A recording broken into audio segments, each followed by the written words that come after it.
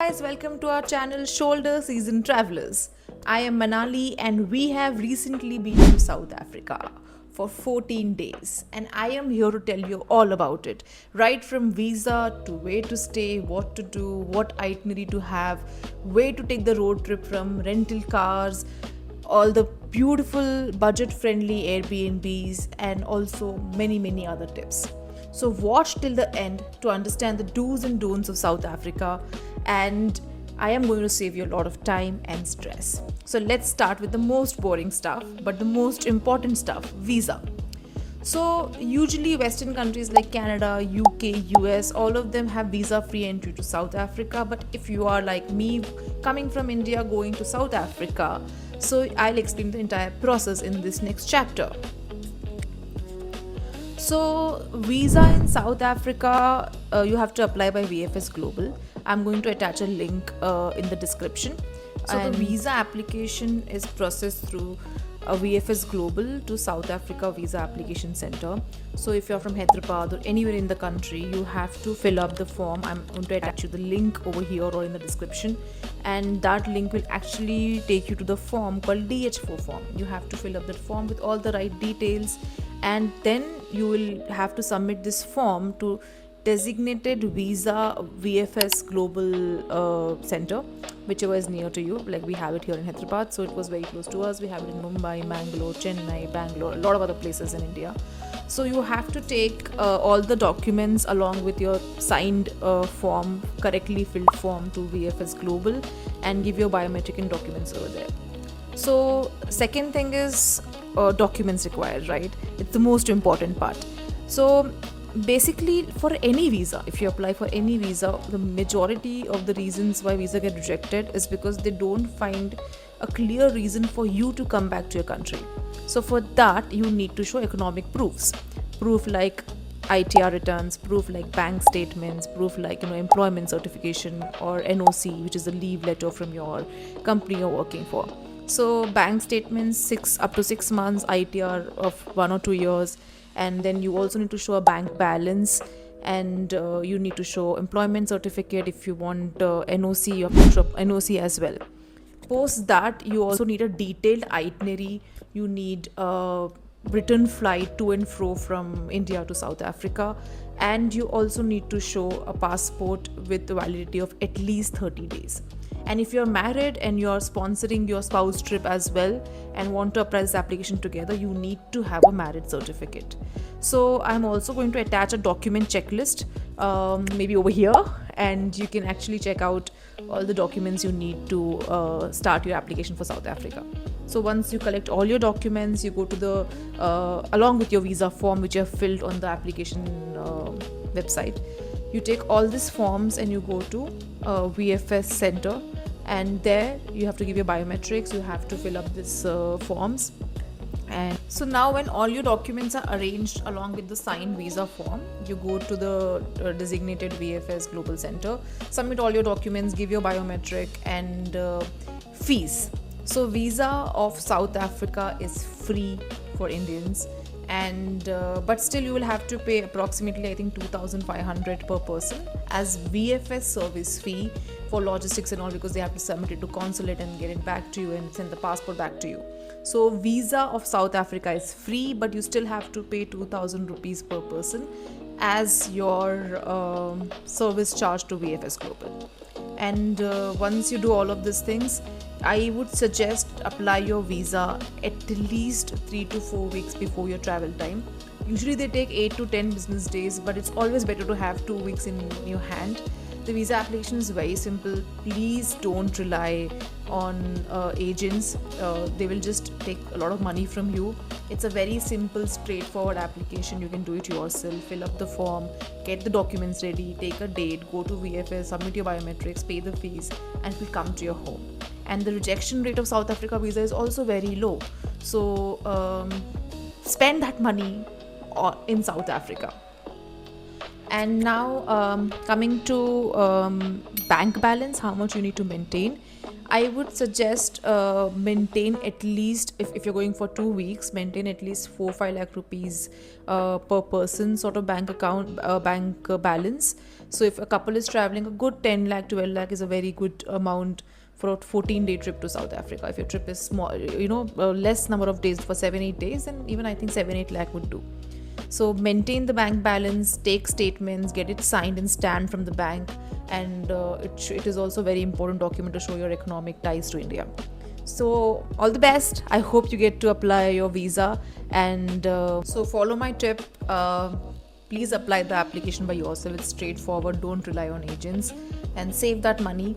And one more thing is that apply well in advance. If you need any of the copies of cover letter, or anything else in terms of support, please comment support for visa, and I will try to answer all your questions. Now, when to visit South Africa? South Africa is actually very big. It's bigger than what we can comprehend in maps.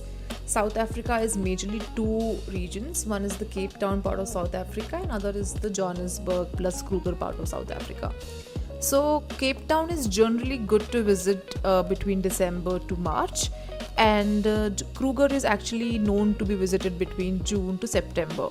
So it's almost impossible to do both the sides of South Africa in a month where both of it is at its best.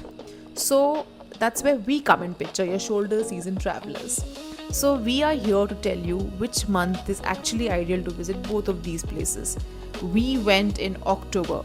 October is actually ideal because it's perfect for Kruger because it does not start pouring yet, and it's still malaria free zone in Kruger, and it is a little windy in Cape Town, and maybe you'll also see some rainy days, but overall it's a good weather to see almost everything in Cape Town as well.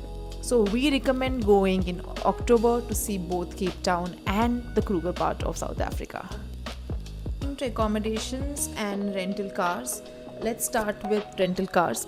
So we actually took car twice. Once was when we flew into Cape Town. We took a car from Avis, but there are also other dealers like Sixt or your Hertz and many others. So right outside the airport you'll find them. It's very convenient to pick up and drop. So we took our car from Cape Town and we dropped it in Port Elizabeth. So we also paid a return fee.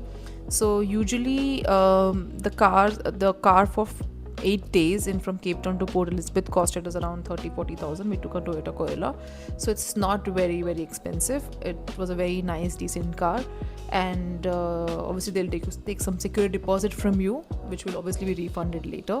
And then we took the second car from Johannesburg, again from the airport, and we dropped it back at Johannesburg airport. Since we spent 3-4 nights in Kruger and 1 night in Johannesburg, it was a very good comfortable car to drive around Kruger. Actually Kruger is very well paved, so you don't have to worry about which car to take. You can take any of the cars. It's very very well paved. The entire South Africa road system is very very good. It's very comfortable to drive, but I would recommend something at the level of Toyota Corolla, so that would be a very good experience for you. And the Johannesburg for 5 days also costed around I think 35,000 rupees. And that's all for the rental cars. One secret trip which actually helped us save a lot of money was both me and my husband actually saw the rental cars in India itself before going, and it was showing us around 35,000 for the trip of 8 days from Cape Town to Garden Route back to drop at Port Elizabeth. But when we went there, we realized it was costing us around 55 to 60,000, and we were a bit disappointed because it was double of what we thought it would cost us. But then for us, luckily, we saw online and it was actually the same rate. So my tip for you is please book online and then go to South Africa, because the rates are extremely cheap, and it's worth it. So that's my tip. And coming to accommodation, in Cape Town we stayed at Green Point. So Cape Town, we have a lot of nice places to stay. You can stay at V&A Waterfront, you can stay at City Bowl, or Green Point or Clifton as well, depending on your budget. We stayed at Green Point because it was very accessible to multiple parts of Cape Town we would like to see, and the Airbnb has costed us around 10,000 rupees per night.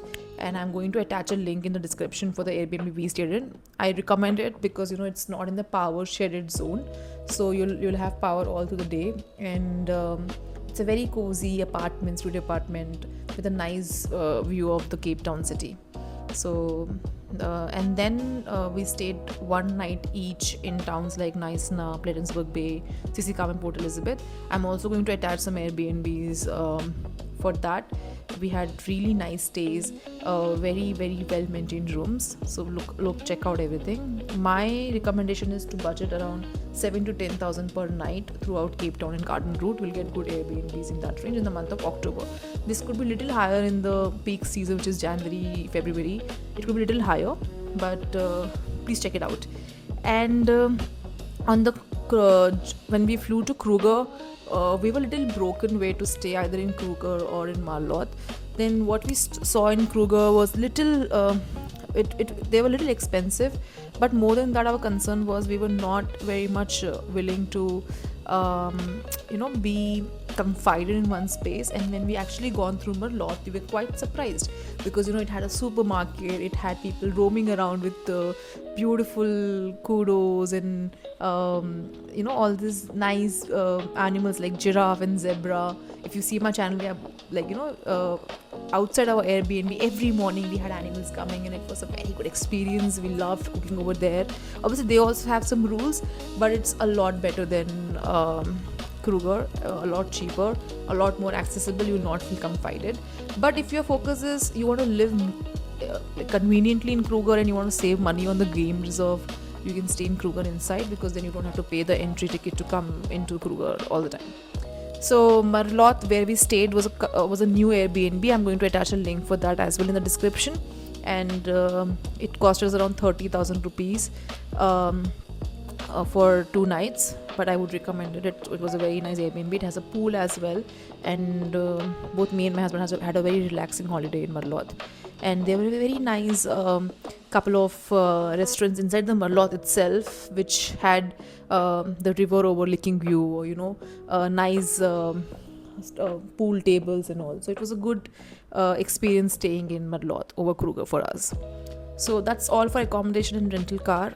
My recommendation for accommodation would be, you'll also find some budget friendly Airbnbs, but please stay at places jiske reviews are very very nice, because South Africa is little infamous for being unsafe, but it's always good to stay in places which are in the city, which so that's all in terms of accommodation. And with the breakdown of the budget for our trip, so we took a flight from Hyderabad to Johannesburg and then to Cape Town, and back from Johannesburg to Hyderabad.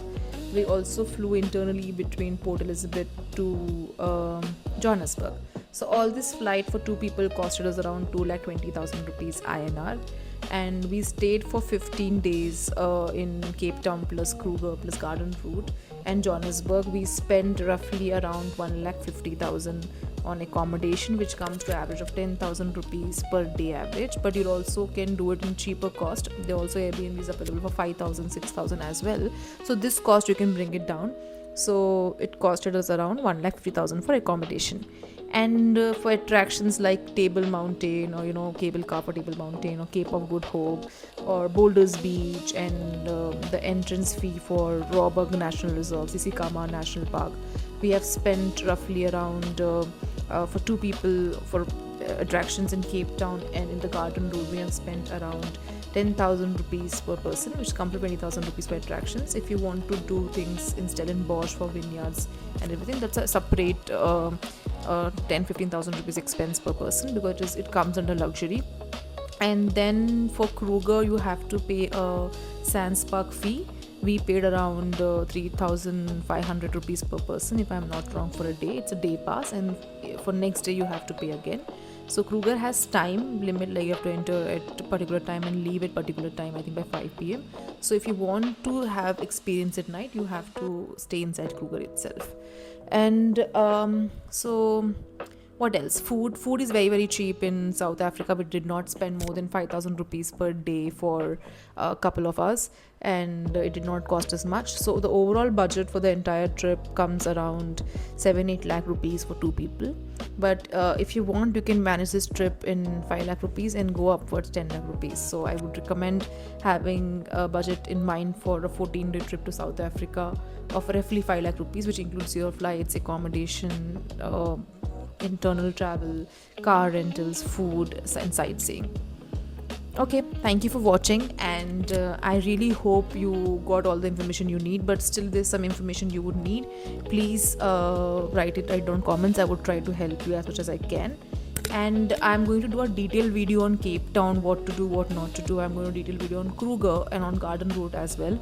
So please subscribe my channel, and I hope this was helpful. Thank you.